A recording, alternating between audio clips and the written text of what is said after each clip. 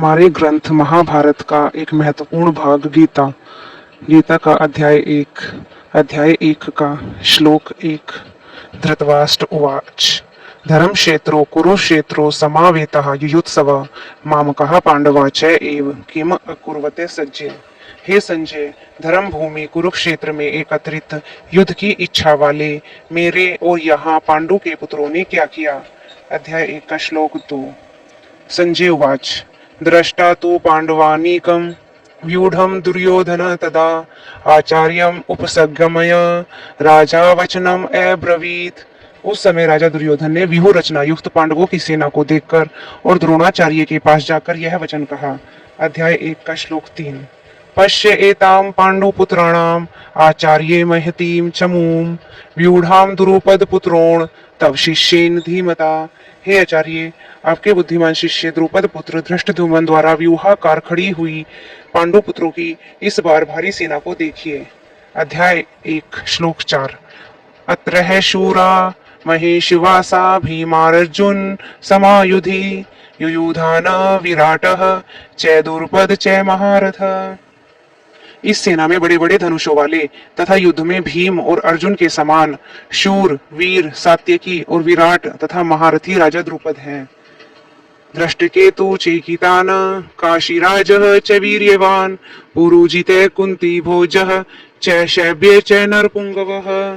दृष्टकेतु और चेकितान तथा बलवान काशीराज पुरुचित, कुंती भोज और मनुष्यों में श्रेष्ठ शैव्य हैं।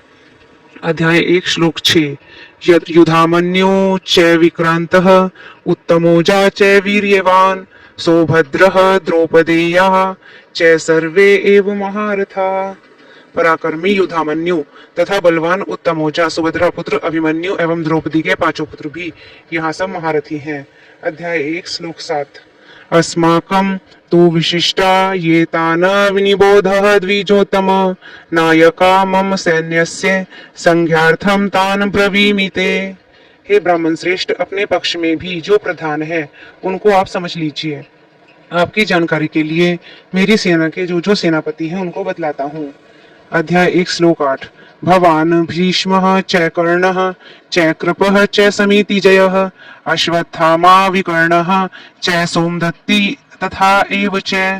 आप द्रोणाचार्य और पितामह भीष्म तथा कर्ण और संग्राम विजयी कृपाचार्य तथा वैसे ही अश्वत्थामा, विकर्ण और सोमदत्त का पुत्र भूरिश्रवा। अध्याय 1 का श्लोक 9। अन्ये च बहवः शूरा मदर्थे त्यक्त जीविता नाना शस्त्र प्रहरणा सर्वे युद्ध विशारदा। और भी मेरे लिए जीवन की आशा त्याग देने वाले बहुत से शूरवीर अनेक प्रकार के शस्त्रों से सुसज्जित और सबके सब युद्ध में चतुर हैं। अध्याय 1 श्लोक 10। अपर्याप्तम ततः अस्माकं बलम भीष्म अभीर्षितमः पर्याप्तम तु इदम अतेषां बलम भीमाभिरक्षितम। भीष्म पितामह द्वारा रक्षित हमारी सेना, वह सेना सब प्रकार से अजय है और भीम द्वारा रक्षित इन लोगों की यह सेना जीतने में सुगम है। अध्याय 1 श्लोक 11। अयनेषु च सर्वेषु यथा भागम अवस्थिता भीष्मम एव अभिरक्षन्तु भवन्तः सर्वे एव ही। इसलिए सब मोर्चों पर अपनी अपनी जगह स्थिर रहते हुए आप लोग सभी निसंदेह भीष्म पितामह की ही सब ओर से रक्षा करें। अध्याय 1 का श्लोक 12। तस्य सजनयन हर्षम कुरु वृद्धः पितामह सिंहनादम विनद्य उच्चे शंखम दधमु प्रतापवान। कौरवों में वृद्ध बड़े प्रतापी पितामह भीष्म ने उस दुर्योधन के हृदय में हर्ष उत्पन्न करते हुए उच्च स्वर से सिंह की दहाड़ के समान गरज कर शंख बजाया। तत्शंखा च भैर्यः च पणवानक गोमुखा सहसा एव अभ्यहन्यन्त स शब्दः तुमुल अभवत। इसके पश्चात शंख और नगारे तथा धोल, मृदंग और नरसिंघे आदि बाजे एक साथ ही बज उठे। उनका वह शब्द बड़ा भयंकर हुआ। तत्श्वेते हरिये युक्ते महति स्यन्दने स्थितो माधव पांडव च एव दिव्यो शंखो प्रदिधमतु। इसके अनंतर सफेद घोड़े से युक्त उत्तम रथ में बैठे हुए श्री कृष्ण महाराज और अर्जुन ने भी अलौकिक शंख बजाए। पाञ्चजनियं हृषीकेशे देवदत्तं धनञ्जय पौंड्रम दधमो महाशंखम भीमकर्माव्रकोदर। श्री कृष्ण महाराज ने पांचजन्य नामक, अर्जुन ने देवदत्त नामक और भयानक कर्म वाले भीमसेन ने पौंड्र नामक महाशंख बजाया। अनंत विजयम राजा कुंती पुत्र युधिष्ठिर नकुलः सहदेव च सुघोष मणि पुष्पको। कुंती पुत्र राजा युधिष्ठिर ने अनंत विजय नामक और नकुल तथा सहदेव ने सुघोष और मणि पुष्पक नामक शंख बजाए। काश्ये च परमेश्वास शिखंडी च महारथ दृष्टधुम्नः विराटः च सात्यकी च अपराजित द्रुपदः द्रौपदेयः च सर्वशः पृथ्वीपते सौभद्रः च महाबाहु शंखान दधमो पृथक पृथक। श्रेष्ठ धनुष वाले काशी राज और महारथी शिखंडी एवं दृष्टद्युम्न तथा राजा विराट और अजय, सात्यकी, राजा द्रुपद एवं द्रौपदी के पांचों पुत्रों और बड़ी भुजा वाले सुभद्रा पुत्र अभिमन्यु, इन सभी ने राजन सब ओर से अलग अलग शंख बजाए। सघोष धात्र राष्ट्राणाम हृदयानि व्यदारयतः नभ च पृथिवीम च एव तुमुलः व्यनुनादयन्। और उस भयानक शब्द ने आकाश और पृथ्वी को भी गुचाते हुए धृतराष्ट्र के यानी आपके पक्ष वाले के हृदय विदीर्ण कर दिए। अथ व्यवस्थितानः दृष्टवा धातृराष्ट्रानः कपिध्वजः पर्वते शस्त्र संपाते धनु उद्यम्य पांडवः ऋषिकेशं तदा वाक्यम् इदम् आह महीपते सेनयो उभयो मध्ये रथम स्थापय मे अच्युतः। हे राजन, इसके बाद कपिध्वज अर्जुन ने मोर्चा बांधकर डटे हुए धृतराष्ट्र संबंधियों को देखकर उस शस्त्र चलने की तैयारी के समय धनुष उठाकर ऋषिकेश श्री कृष्ण महाराज जी से यह वचन कहा, हे अच्युत, मेरे रथ को दोनों सेनाओं के बीच में खड़ा कर दीजिए। यावतः एतान निरीक्षे अहम योद्धु कामान अवस्थितान के मया सह योद्धव्यम अस्मिन् रण संयुद्ध में। जब तक कि मैं युद्ध क्षेत्र में डटे हुए युद्ध के अभिलाषी इन विपक्षी योद्धाओं को भली प्रकार देख लूं कि इस युद्ध रूप व्यापार में मुझे किन किन के साथ युद्ध करना योग्य है। यो तस्येमानान अवेक्षे अहम ये एते अत्र समागता धातृराष्ट्रस्य दुर्बुद्धे योद्धे प्रिय चिकीर्षव। दुर्बुद्धि धृतराष्ट्र के दुर्योधन का युद्ध में हित चाहने वाले जो ये राजा लोग इस सेना में आए हैं, इन युद्ध करने वालों को मैं भी देखना चाहता हूँ। एवं उक्तः ऋषिकेश गुडाकेशेन भारत सेनयो उभयो मध्ये स्थापयित्वा रथोत्तमं भीष्म द्रोण प्रमुखतः सर्वेषां च महीक्षिताम् उवाचः पार्थ पश्ये एतान् संवेतान् कुरु न इति। हे धृतराष्ट्र, अर्जुन द्वारा इस प्रकार कहे हुए महाराज श्री कृष्ण चंद्र ने दोनों सेनाओं के बीच में भीष्म और द्रोणाचार्य के सामने तथा संपूर्ण राजाओं के सामने उत्तम रथ को खड़ा करके इस प्रकार कहा कि हे पार्थ, युद्ध के लिए जुटे हुए इन कौरवों को देखो। तत् अपश्यत स्थितानः पार्थः पितनः अथ पितमहान् आचार्यानः मातुलानः भ्रातॄन् पुत्रान् पौत्रान् सखीन् तथा स्वशूरान् सुहृदः च एव सैन्योभ्यो अपि तान् समीक्षय स कौन्तेय सर्वान् बन्धून् अवस्थितान्। इसके बाद प्रथा पुत्र अर्जुन ने उन दोनों सेनाओं में स्थित ताऊ चाचाओं, दादा परदादाओं, गुरु मामाओं, भाइयों, पुत्रों, पौत्रों, मित्रों, ससुरों और सुहृदों को देखा। उन उपस्थित संपूर्ण बंधुओं को देखकर उस कुंती पुत्र अर्जुन ने कहा। अर्जुन उवाच, कृपया पर्या आविष्टः विषीदन इदं अब्रवीत् दृष्टवा इमं सवजनं कृष्ण युयुत्सुं समुपस्थितम्। अत्यंत करुणा से युक्त होकर शोक करते हुए यह वचन बोले, हे कृष्ण, युद्ध क्षेत्र में डटे हुए युद्ध के अभिलाषी इस सवजन समुदाय को देखकर सीदंती मम गात्रणी मुखम च परिशुष्यति विपथु च शरीरे में रोम हर्ष च जायत। मेरे अंग शिथिल हुए जा रहे हैं और मुख सूख रहा है तथा मेरे शरीर में कंपन और रोमांच हो रहा है। गांडीवम संत्रासते हस्तात त्वक च एव परिदहते न च शक्नोमि अवस्थातुम भ्रमति इव च मे मनः। हाथ में गांडीव धनुष गिर रहा है और त्वचा भी बहुत जल रही है तथा मेरा मन भ्रमित सा हो रहा है, इसलिए मैं खड़ा होने में भी समर्थ नहीं हूँ। निमित्तानि च पश्यामि विपरीतानि केशव, न च श्रेयःनुपश्यामि हत्वा स्वजनम आहवे। हे केशव, मैं लक्षणों को भी विपरीत देख रहा हूँ, युद्ध में स्वजन समुदाय को मारकर कल्याण भी नहीं देखता हूँ।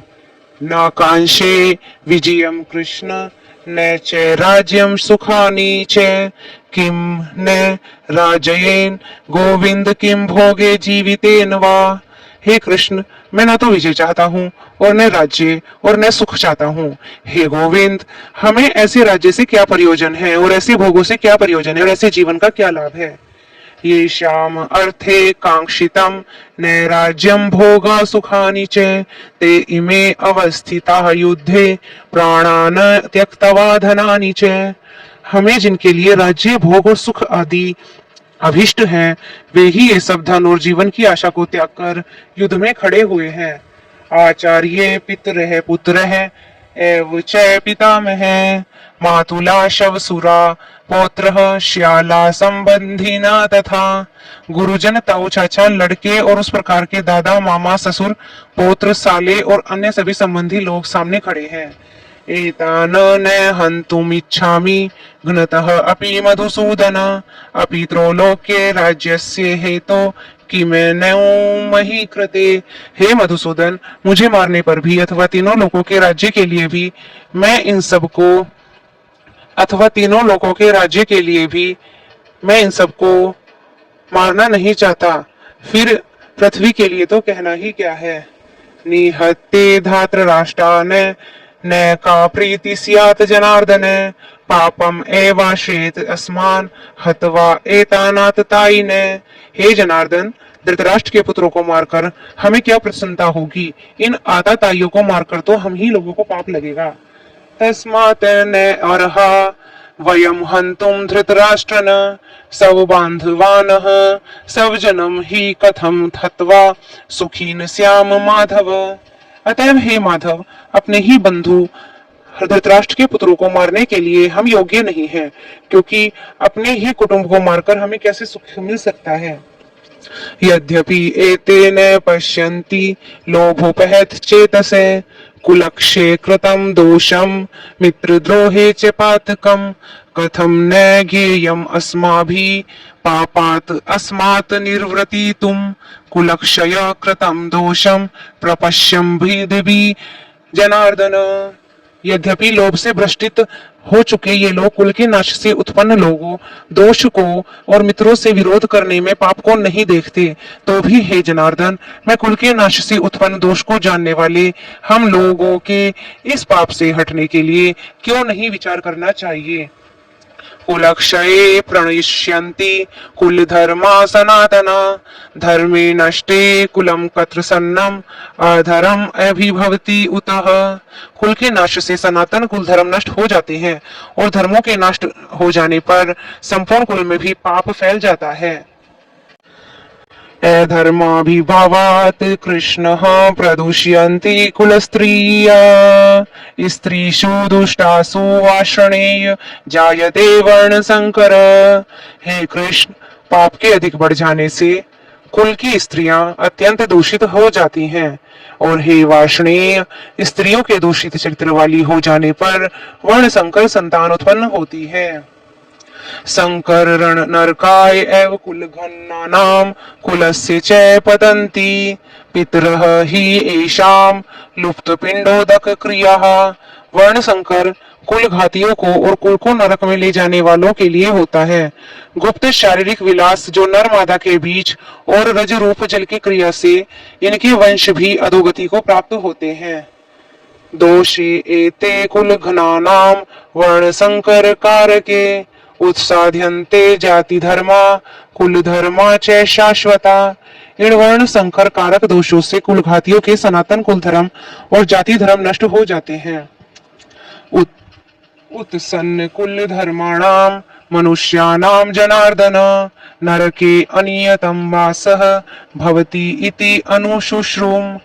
हे जनार्दन, जिनका कुल धर्म नष्ट हो गया है, ऐसे मनुष्यों को अनिश्चित काल के नरक में वास होता है, ऐसा हम सुनते आए हैं। अहो बद महत् पापं क्रतुं व्यवसिता व्ययम् यतः राज्ये सुख लोभेन हंतुम सब जनम उद्यता। हा शोक, हम लोग बुद्धिमान होकर भी महान पाप करने को तैयार हो गए हैं, जो राज्य और सुख के लोभ से सब जनों को मारने के लिए उद्यत हो गए हैं।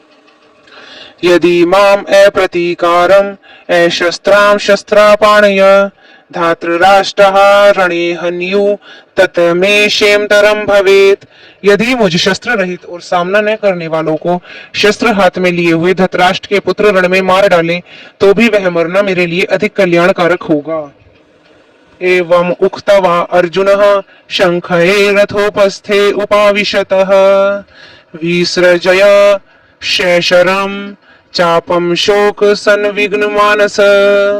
रणभूमि में शोक से उद्विग्न मन वाला अर्जुन इस प्रकार कहकर बाण सहित धनुष को त्याग कर रथ के पिछले भाग में बैठ गया। इति गीता का प्रथम अध्याय समाप्त।